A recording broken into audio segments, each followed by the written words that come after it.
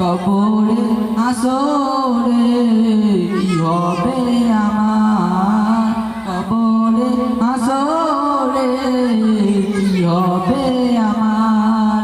নবী নবী নবী নবী নবী নবী নবী নবী নবী নবী তুমি তো দিয়েছো দেখিয়ে আলোর পথ, বলেছো সে পথে মিলবে রহমত।